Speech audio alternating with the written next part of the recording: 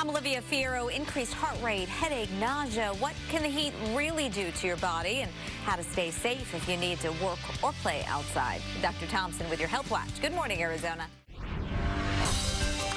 Well, Lena's keeping us healthy, and so are we over here. We don't have to be outside for very long before things can get really dangerous in this Arizona heat. So do you really know the differences between, say, heat exhaustion and heat stroke? What to be on the lookout for, and what's really happening with your body during this extreme heat? Here to answer some of those questions is Dr. Sharon Thompson of Central Phoenix Obstetrics and Gynecology. And it really is, I mean, we'll get emails from viewers saying, it's Arizona, we're used to it being hot. But it really is dangerous, and things can change in your body, and you can react to it in a different way. Absolutely. No matter where you live or how long you've lived there, human beings operate best within a very narrow temperature range. We're all familiar with 98.6 is the average body temperature. And when the body temperature rises too much beyond that, problems can arise. Okay. And so we definitely want to make sure that we're staying well, and the important thing is not what you feel on the outside, it's where your temperature is on the inside. Okay. So you want to give your body conditions that you can maintain that 98.6. Okay, so what should we be doing? So when temperatures start to climb into the 100, 110s, no matter how long you've lived here, we all need to be paying attention to the same things. Hydration, and also staying cool. Sweating is good. I know in the modern world we don't like to sweat. But it's your body cooling itself off effectively. But sweating is a great way that your body uses to cool you. Okay. So sweating is good. However, you want to keep an eye on how long have you been outside? How long have you been exposed to extreme temperatures? How much fluid are you getting in? Yeah. And if you start getting symptoms like clammy skin, a racing heart, muscle aches, headaches, you may have been in warm temperatures too long, and you want to be in a cool environment. Okay. Because major medical issues like heat exhaustion or heat stroke can occur. Okay. Lately, I've had a lot of friends who their kids have gotten sick.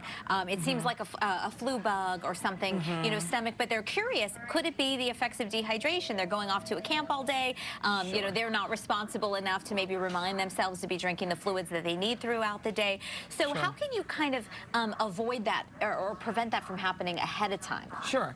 So definitely viruses can get us at any time of year, but we definitely want to take precautions to keep ourselves well. Okay. So like I talked about, if you're going to be outside running around a lot, make sure you have lots and lots of fluid, and the best fluid is water. Okay. Fluids like Gatorade and Pedialyte are fine, but plain water is great.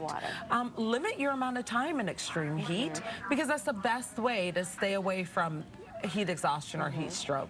So you don't want to be outside for 3 hours at a time with no time to cool down. So plan cool down times if you have to be out of doors, and then watch for symptoms. Okay. So symptoms like nausea, headache, racing heartbeat, it's time to say, come inside, let's cool down.